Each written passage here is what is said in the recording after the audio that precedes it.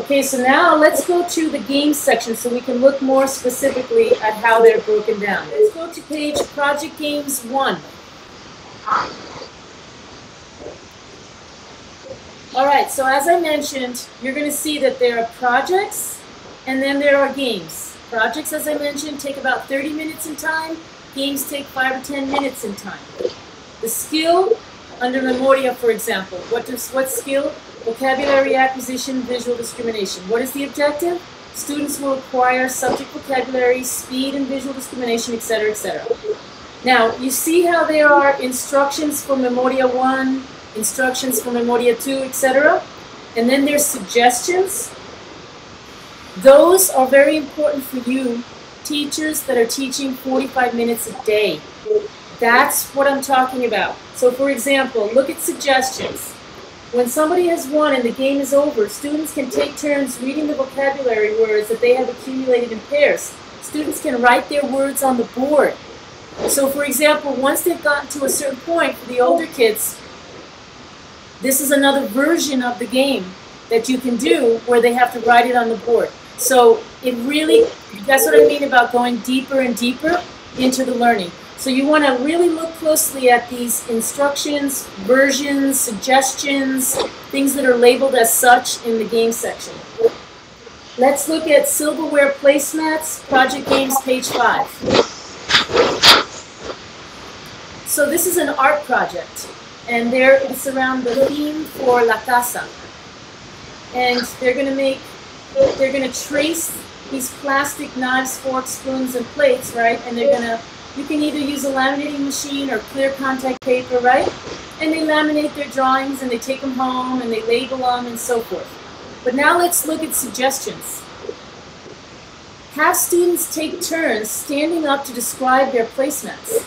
The class can ask the student questions about his or her drawing. Compare and contrast the designs. Introducing adjectives and idiomatic expressions.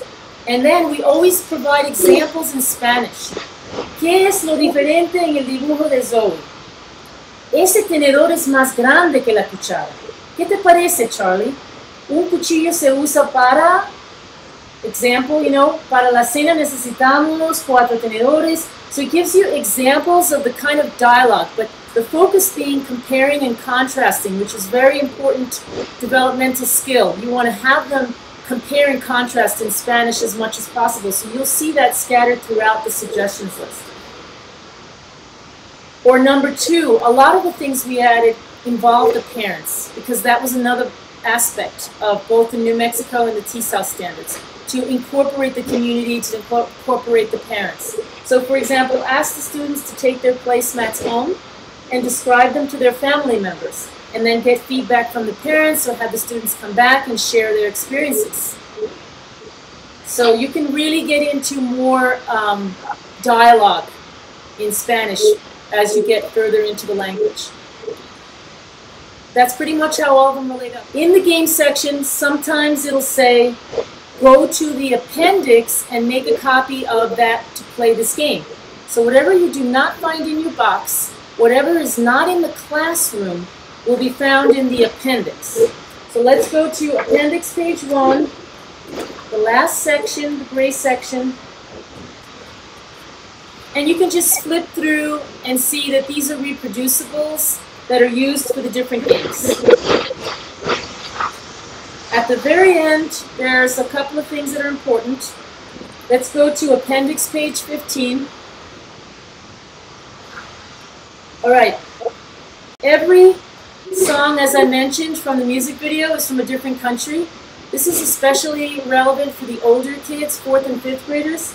We've provided a little bit of history on each country, so if they're old enough, you can talk more about where the music came from and so forth, the defining instruments, and you can even bring in similar CDs from similar artists to explore the music further.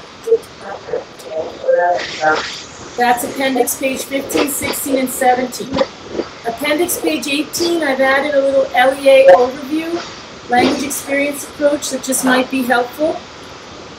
And then on page 19, appendix page 19. Okay, what this is are I've included the names of some traditional songs. Remember how in the circle it says in the beginning of lesson 1, it says to sing La Cucaracha and sing the traditional songs? Okay, this Sube's curriculum kit does not include the music to these traditional songs. These are just suggestions. We will eventually, well, what we've done is, if you go to my website and you go to the customer tutorial section, I've started to provide links because some teachers didn't know these songs and they wanted the music, but we really weren't ready to produce a CD. So what we're doing is providing links online to the songs so you can learn them and sing them to your kids. But you can also sing the ones that are familiar to you. It's really designed to be a circle time, to just sing a few songs and get them warmed up, you know, and then move on to the next. The last part of the appendix are the words to the video song. Los Animales, remember? The words are there to all the songs. And that is the lesson manual. Very simple, but very comprehensive.